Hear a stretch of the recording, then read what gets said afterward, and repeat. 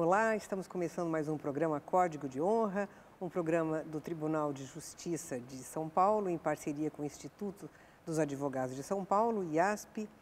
Hoje, entrevistando o desembargador da 9ª Câmara de Direito Público, Dr. Jefferson Moreira, que vai falar um pouco sobre o direito constitucional e as garantias da pessoa, enfim, sobre esse tema, uma questão bem ampla. É um prazer tê-lo aqui conosco. Fica à vontade para responder as questões da forma como você se sentir mais confortável. Já vou começar chamando de você para a gente já tratar de uma forma mais coloquial, um tema que é tão interessante para a população. Ana, eu agradeço muito o convite e realmente o tratamento que nós temos, o respeito que as pessoas têm, independe da forma que vai ser chamado. Então nós estamos aqui realmente num programa que é reconhecido no Brasil pela sua importância. Eu agradeço muito esse convite e estou à disposição aqui para que a gente converse e que eu fale aquilo que eu penso sobre o direito, a dignidade da pessoa humana e os direitos fundamentais. Nosso país acabou de passar por uma recente eleição para presidente da República, que foi bastante conturbada, e então nós estamos, mas enfim, mostrando o fortalecimento da nossa democracia. Isso pode ser usado como ponto de partida para a nossa conversa. Vamos falar sobre o direito constitucional e Constituição. O que o senhor pode nos dizer sobre essa questão que não está muito claro ainda para o leigo com relação a essa visão da Constituição e direito constitucional? De fato, nós estamos vivendo um momento muito interessante no Brasil que demonstra a democracia que existe. Houve uma polarização nas eleições, mas o Brasil parece que vai seguir um novo rumo, um rumo diferente do que nós temos até agora. E isso mostra que é uma vontade da população, ou melhor dizendo, uma vontade do povo, que povo e população são termos diferentes. Mas nós temos sim, como você disse, Ana, uma Constituição e o chamado direito constitucional, que as pessoas ouvem falar pela imprensa, escrita e falada, pela mídia hoje, e acabam não entendendo. Então vamos definir isso. Direito constitucional é uma parte da ciência do direito que estuda a Constituição. Então, não basta uma simples leitura de Constituição. Nós temos que aprender a ler a Constituição e entender o que a Constituição nos remete. Porque a Constituição, ela é um documento jurídico e político ao mesmo tempo. Ela tem normas políticas e normas jurídicas. Digo política aqui não no sentido partidário.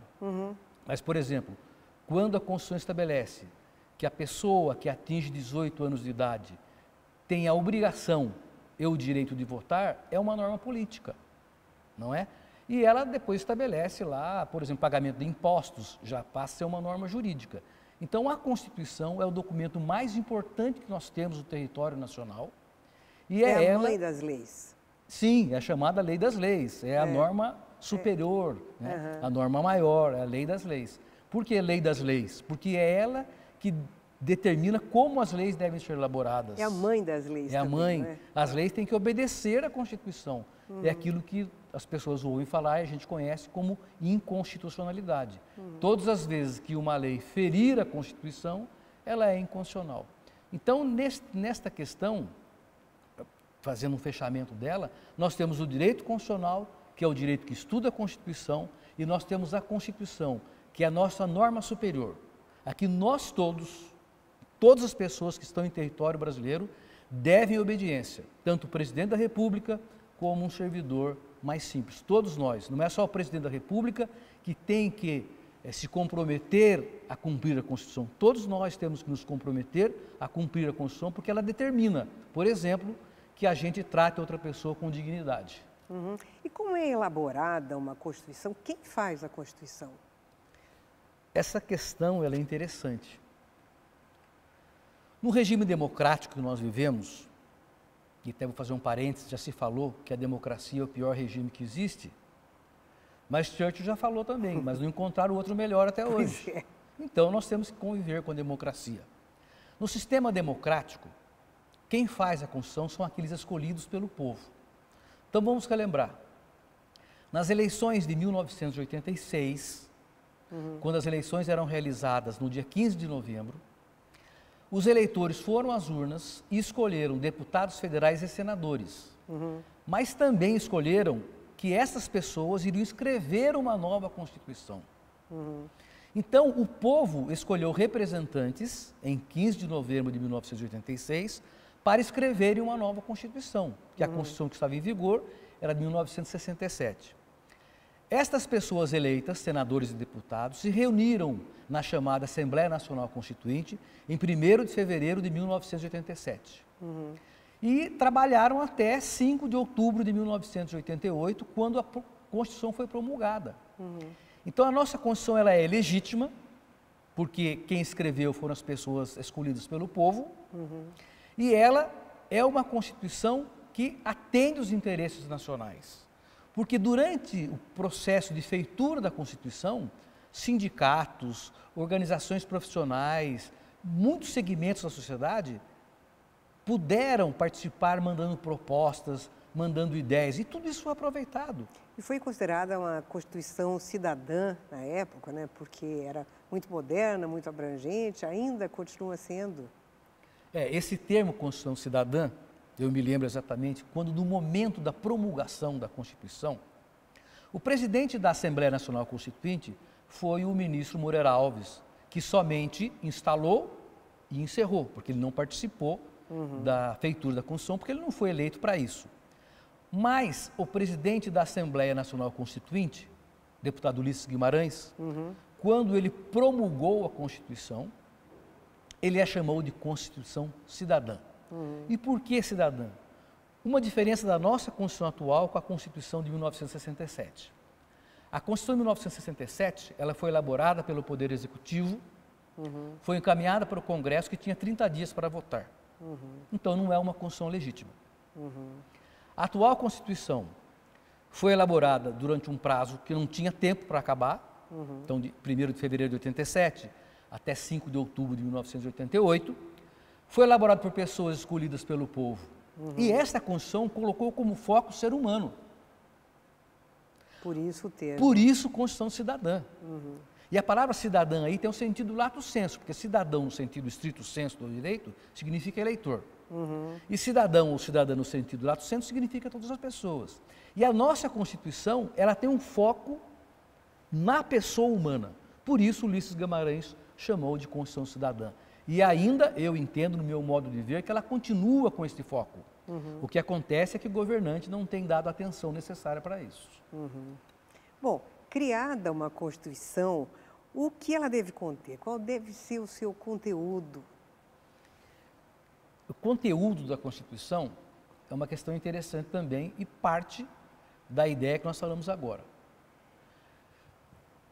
Toda a Constituição deve constar o direito dos nacionais, toda a Constituição deve dizer quais são os seus poderes, no nosso caso, legislativo, executivo, judiciário. Nós somos 3 poderes no Brasil, não existe 4, não existe 2 poderes, são 3 poderes. E deve fazer... Embora se diga que o 4º poder é a mídia. O 4º poder é a imprensa, porque ela influi.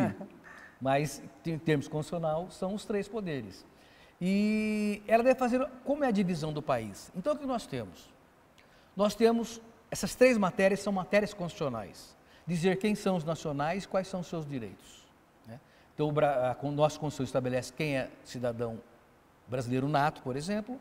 Depois, no artigo 5º, artigo 6º, 7º e outros artigos, estabelece quais são os direitos das pessoas. O artigo 1º diz que os poderes são legislativo, executivo e judiciário. E no artigo 18 nós temos a divisão do nosso Estado brasileiro. Como é que ele é dividido? Ele é dividido na União, que é o todo, nos Estados federados, são os Estados membros, no Distrito Federal e nos municípios. Isso é matéria constitucional. O que acontece? Às vezes o legislador constituinte, ele insere na Constituição termo que não é constitucional, mas acaba virando constitucional. Então, por exemplo, quando a Constituição foi promulgada, se colocou que os juros seriam 12% ao ano, no máximo. A Constituição não pode estabelecer quanto é juros, isso é assunto de mercado. Mas o Constituinte percebeu e depois, por emenda constitucional, retirou isso. E existem outras estabelecimentos na Constituição que não precisava estar na Constituição. Mas desde que está na Constituição, vira matéria constitucional. Outra questão importante é com relação aos direitos fundamentais. O que são os direitos fundamentais, afinal? Ana, a Constituição, como eu disse agora há pouco, o foco dela é o ser humano. E até vou fazer uma comparação novamente com a Constituição de 1967, que era uma boa Constituição. A Constituição de 1967, ela estabeleceu os direitos fundamentais no artigo 153. Essa atual Constituição estabelece no artigo 5º. Até em termos sistemáticos, isso é importante.